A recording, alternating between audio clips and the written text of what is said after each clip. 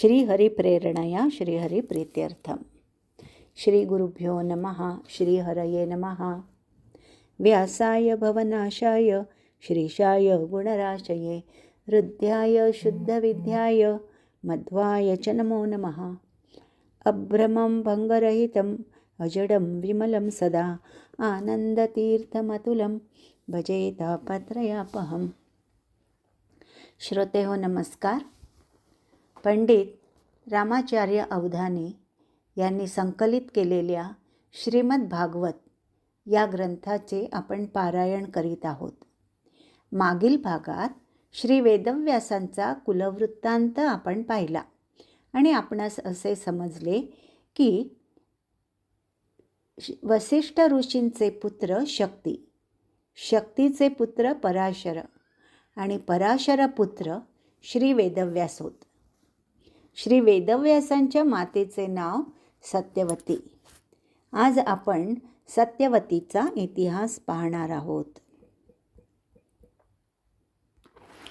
तर आज आपण सत्यवतीचा इतिहास पाहत आहोत.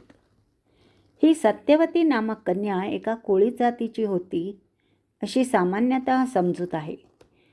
पण ती कोळी जातीची नसून क्षत्रिय कन्या होती असे इतिहासावरून कळते. महाभारतात या सत्यवती संबंधी इतिहास आहे तो असा आहे. चेदी देशाचा अधिपती उपरीचर वसू नावाचा होता. हा राजा न्यायी, प्रजाहितदक्ष, धर्माप्रमाणे वागणारा होता. प्रजेला त्रस्त करणाऱ्या हिंस्र पशूंचा, मानवांचा बंदोबस्त करण्यासाठी वारंवार मृगयेच्या निमित्ताने देशसंचार करावा लागे. तो नेहमी विमानाने जात असल्याने त्यास उपरीचर म्हणजे आकाशात संचार करणारा असे नाव प्राप्त झाले होते. त्याचे मूळ नाव वसू असे असल्याने तो उपरीचर वसू या जोड नावाने प्रसिद्ध झाला. एकदा अशाच कारणाने मृगयेचे निमित्त करून तो अरण्यात निघाला असता त्याची पत्नी गिरिका म्हणाली, महाराज, माझा ऋतुकाल व्यर्थ जाणार नाही असे करा. पत्नीने याप्रमाणे सूचना दिली असताही प्रजासंरक्षण हे मुख्य कार्य असल्याने त्याने आपल्या पत्नीने दिलेली सूचना लक्षात घेऊनच तो अरण्यात गेला. पण त्याच्या मनात मात्र आपल्या पत्नीविषयी विचारांचा कल्लोळ उठला आणि त्यामुळे वीर्यपतन होणार असे त्याला वाटू लागले. आपल्या पत्नीचा ऋतुकाल व्यर्थ जाऊ नये व आपले अमोघ वीर्यही व्यर्थ होऊ नये म्हणून त्याने योग्य समयी आपले वीर्य एका पानाच्या द्रोणात धरले व आपल्याबरोबर असणाऱ्या श्येन पक्षाजवळ देऊन त्यास आपल्या पत्नीकडे पाठविले. पूर्वी श्येन, कबूतर आदी पक्ष्यांचा संदेश वहनासाठी उपयोग केला जात असे. तो श्येन पक्षी आपल्या चोचीत द्रोण घेऊन आकाशमार्गाने जात असता एखादा भक्ष्य पदार्थ त्याच्याजवळ असावा या भावनेने दुसऱ्या एका श्येन पक्षाने त्याचेवर हल्ला केल्याने पहिल्या श्येन पक्षाच्या चोचीमधला धरलेला द्रोण खाली एका जलाशयात पडला. तेव्हा उपरीचर वसूचे ते वीर्य एका अद्रिका जातीच्या मत्स्य स्त्रीच्या उदरात गेले. त्यामुळे मत्स्यमादीस गर्भधारणा झाली. त्यामुळे मत्स्यमादीचे शरीर मोठे दिसू लागले. पुढे ती मत्स्यमादी एका कोळ्याच्या जाळीत सापडून कोळ्याच्या हाती सापडली. त्या मत्स्यमादीचा मोठा देह पाहून त्या मत्स्यीचे उदर चिरले असता त्या मत्स्यीच्या पोटातून एक मुलगा व एक मुलगी त्या कोळ्याला मिळाली. तेव्हा आश्चर्यचकित झालेल्या त्या कोळ्याने तो मुलगा व ती मुलगी आपल्या राजास दिली. राजाने त्यापैकी मुलास आपल्याजवळ ठेवून घेतले व ती मुलगी त्या कोळ्यास परत देऊन तिचे रक्षण करण्यास सांगितले. कारण त्या मुलीच्या देहास मत्स्याचा दुर्गंध येत होता. तो मुलगा पुढे मत्स्यराज म्हणून प्रसिद्ध झाला. ज्या कोळ्याच्या जाळ्यात हे जुळे पडले तो कोळ्यांचा राजा होता. आपल्या देशाच्या राजाच्या आज्ञेप्रमाणे त्याने त्या मुलीचे पालन पोषण केले. त्या मुलीच्या शरीरास मत्स्याची दुर्गंधी येत होती, तरी ती कन्या दिसावयास अतिशय सुंदर होती. तिच्या शरीरास येणाऱ्या दुर्गंधीमुळे तिला मत्स्यगंधा असे नाव पडले. तो मुलगा व ती मुलगी ज्या मत्स्यमादीच्या देहातून जन्मली ती एक अप्सरा होती व ब्रह्मदेवाच्या शापाने मत्स्यदेहामध्ये जन्मली व पुढे या 2 मानव देह धारण करणाऱ्या मुलांना जन्म दिल्यानंतर तिला पुन्हा आपल्या पूर्व अप्सर देह प्राप्त झाला. याचा उल्लेख महाभारतात आदी पर्वात केलेला आहे. अध्याय 90. ती कन्या कोळ्याच्या राजाच्या घरात वाढू लागली व ती जसजशी मोठी होऊ लागली तसतशी मौजेने नौका चालविण्यात तसेच इतर कामातही ती तरबेज होऊ लागली. पण तिला आपल्या सुंदर देहास दुर्गंध येतो याबद्दल स्वतःचीच घृणा वाटत असे. एकदा मध्यान्हकाली ती आपल्या नावेमध्ये एकटेच बसली असता तिथे पराशर मुनी आले. त्यांना लवकर नदी पार व्हायचे होते. दुसरी नौका तिथे नव्हती.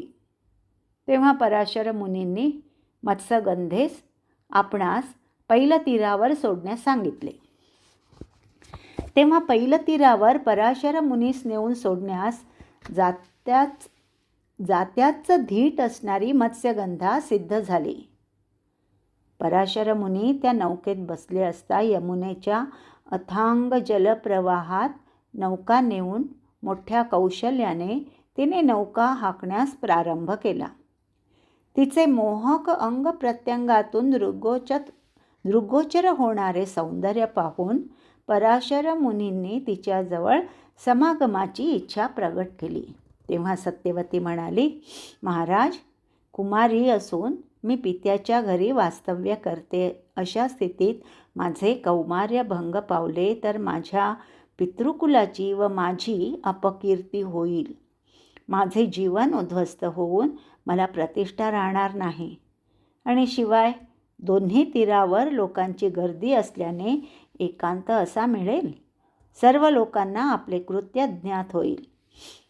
तिचे भाषण ऐकून पराशर शांत चित्ताने म्हणाले, हे भद्रे, माझ्याशी संग केल्याने तुझे कौमार्य भंग पावणार नाही व जर तुला या प्रकाशामुळे लोकांची भीती वाटत असेल तर मग मी आपल्या सभोवती गडद अंधकाराचे वलय निर्माण करतो, म्हणजे लोकांचे भय तुला वाटणार नाही.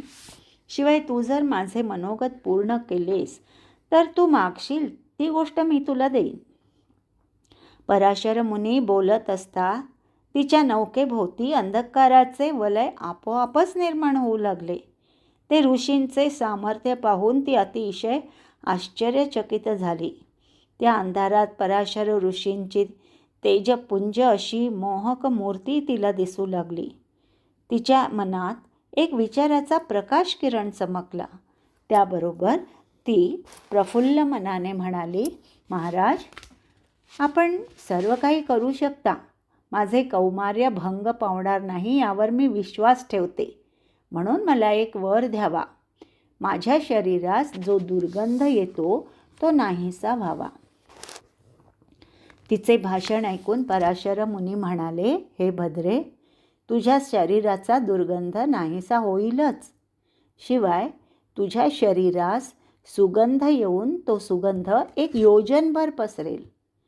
आणि आता तुला जो पुत्र होईल तो परमात्म्याचा अवतार असेल व तो जगद्विख्यात होईल.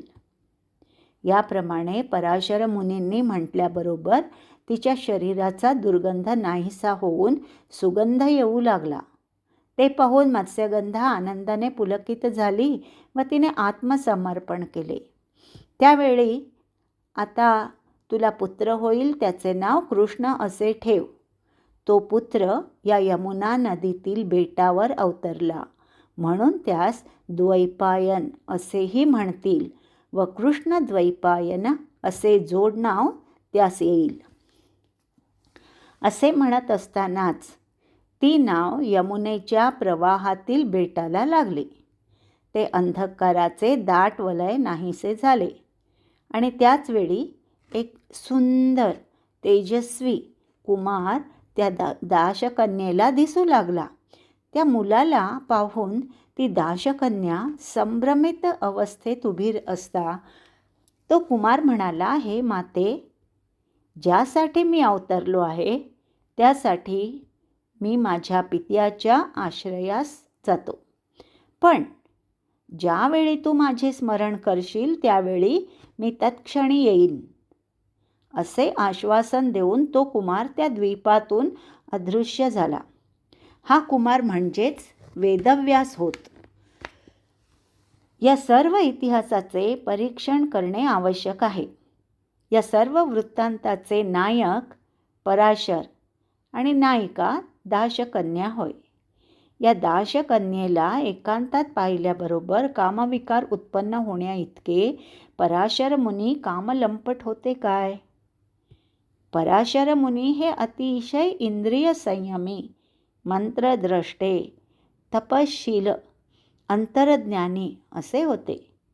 ज्योतिषशास्त्रामध्ये प्रवीण व भूत भविष्य वर्तमान ज्ञानी होते. आपल्या तपोबलाने वाटेल ते करण्याचे सामर्थ्य त्यांच्यात होते. मातेच्या उदरात आपल्या योगबलाने 12 वर्षे वेदाचे चिंतन करणारे पराशर मुनी कामलंपट होते असे म्हणणे अप्रबुद्धतेचे लक्षण होय. केवळ आपल्या अप्रतिहत अशा अंतर्ज्ञानाने परमात्म्याचा संकल्प जाणून त्याप्रमाणे आचरण करणारे जे ऋषी होते त्यातील पराशर मुनी एक होत. आणि तो संकल्प जाणून त्या धीवर कन्येशी पराशर मुनीने संग केला आणि वेदव्यासांचा अवतार झाला. आणि तो अवतारसुद्धा क्रमाने वाढणारा नव्हता, तर एकदम कुमारावस्थेतील होता. कारण त्या कुमाराने जन्मतः आपल्या मातेस म्हटले की, हे माते, मी तपश्चर्येकरिता जातो. तू चिंता न करता सुखाने राहा आणि ज्यावेळी तू माझे स्मरण करशील त्यावेळी मी तुला भेटेन. दाशकन्येने ते बालक त्या द्वीपावर ठेवले, म्हणून त्यास द्वैपायन असे नाव प्राप्त झाले. परमेश्वराचा अवतार लोकविलक्षण पद्धतीने होत असतो. पाश्चात्य विद्येने विभूषित होऊन पाश्चात्यांनी मांडलेले विचारच श्रद्धेने स्वीकारणे व अगाध ज्ञानी अशा ऋषीमुनींनी हजारो वर्षापूर्वी रचलेल्या वाङ्मयाची आपल्या कोत्या दृष्टिकोनातून चिकित्सा करणे हे मानसिक गुलामगिरीचेच लक्षण होय, यात शंका नाही. याप्रमाणे यमुना द्वीपामध्ये कृष्ण द्वैपायन व्यासांचा अवतार झाला.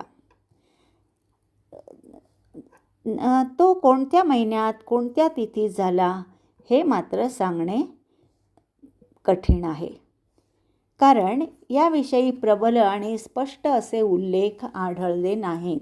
पण अप्रत्यक्षरित्या काहीशी माहिती मिळते. शुकसुधी नामक ग्रंथकाराने स्वधर्मामृत सिंधू नामक आपल्या ग्रंथात ब्रह्मांड पुराणातील म्हणून काही श्लोक उद्धृत केले आहेत. त्याचा तात्पर्यार्थ असा: वाराणसी क्षेत्रामध्ये वेदनिधी नामक ब्राह्मण राहत असे. त्याच्या पत्नीचे नाव वेदवती असे होते. एकदा योगी समुदायात तो ब्राह्मण बसला असता वेदव्यास मध्यान्हकाली गंगा स्नानासाठी वाराणसीला नित्य येत असतात. हे ऐकल्यावर तो ब्राह्मण गंगेच्या तीरावर जाऊन बसला. थोड्या वेळात एक दंडकमंडलू जटाधारी भव्य पुरुष येऊन गंगा प्रवाहात उतरला. तेव्हा त्या ब्राह्मणास हे वेदव्यास असावेत असे वाटून त्या ब्राह्मणाने स्नानास आलेल्या भिक्षूचे पाय धरले. तेव्हा तो पुरुष अतिशय रागावून ब्राह्मणास झिडकारून दूर झाला. पण त्या ब्राह्मणाने पाय न सोडता निर्धाराने म्हटले की महाराज, आपण वेदव्यास असल्याचे मी ओळखले आहे. आपण माझ्यावर अनुग्रह करावा. याप्रमाणे वेदनिधी ब्राह्मणाचा दृढ निश्चय पाहून तो पुरुष म्हणाला, होय, मी वेदव्यास आहे. तुझी इच्छा काय आहे ते सांग. तेव्हा तो ब्राह्मण म्हणाला, उद्या आपण माझे घरी भोजनास यावे. वेदव्यासांनी त्या ब्राह्मणाचे म्हणणे मान्य केले व ते लगेच तेथेच अंतर्धान पावले. नंतर त्या ब्राह्मणाने घरी येऊन आपल्या पत्नीस ही हकीकत सांगितल्यावर तिला अतिशय आनंद झाला व दुसरे दिवशी तिने भक्तीने स्वयंपाक सिद्ध केला व उभयता वेदव्यासांची वाट पाहू लागले. बरोबर मध्यान्हकाली वेदव्यासांचे त्या ब्राह्मणाचे घरी आगमन झाले. अत्यंत भक्तीने स्वागत, पाद्य, अर्घ्य, भोजन झाल्यावर वेदनिधी ब्राह्मणास अतिशय आनंद झाला. भोजनोत्तर वेदव्यास निघाले. त्या पती पत्नींनी वेदव्यासास नमस्कार करून विचारले, महाराज, पुन्हा आपले दर्शन केव्हा होणार?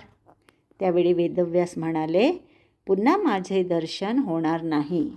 हे निष्ठुर वाक्य ऐकल्यावर ब्राह्मण दीनपणे रडू लागला असता वेदव्यास म्हणाले, हे ब्राह्मणा, माझे दर्शन पुन्हा व्हावे असे वाटत असेल तर तू माझ्या जन्मदिनी कथा वाचणाऱ्या ब्राह्मणाची वस्त्रालंकार दक्षिणा देऊन पूजा कर. आषाढ शुक्ल पौर्णिमा गुरुवारी माझा जन्मदिन आहे. त्या दिवशी माझी पूजा कर, म्हणजे माझे दर्शन होईल. याप्रमाणे वेदव्यासांनी सांगितले. ते तेथेच अंतर्धान पावले. असे या कथेवरून दिसते की आषाढ शुद्ध पौर्णिमा हा दिवस वेदव्यासांच्या अवताराचा होय व पंचांगात आषाढ पौर्णिमा ही व्यास पौर्णिमा म्हणून गणली जाते. याशिवाय पुराणांमध्ये अन्य आधार मिळत नाही. काहींच्या मते व्यासांचा अवतार वैशाख पौर्णिमेत झाला असेही आहे. याप्रमाणे कृष्णद्वैपायनांच्या जन्मतिथीविषयी फारसे विवेचन कोणी केले नसले तरी परंपरा, अल्प उल्लेख यावरून आषाढ पौर्णिमा ही व्यासांची अवतार तिथी म्हणून मानण्यास हरकत नाही. श्रोतेहो, आज आपण येथेच थांबत आहोत. पुढील भागात पुन्हा भेटूया. तोपर्यंत नमस्कार. श्री भारती रमण मुख्य प्राणांतर्गत श्रीकृष्णार्पणमस्तु. नाहं कर्ता हरि कर्ता.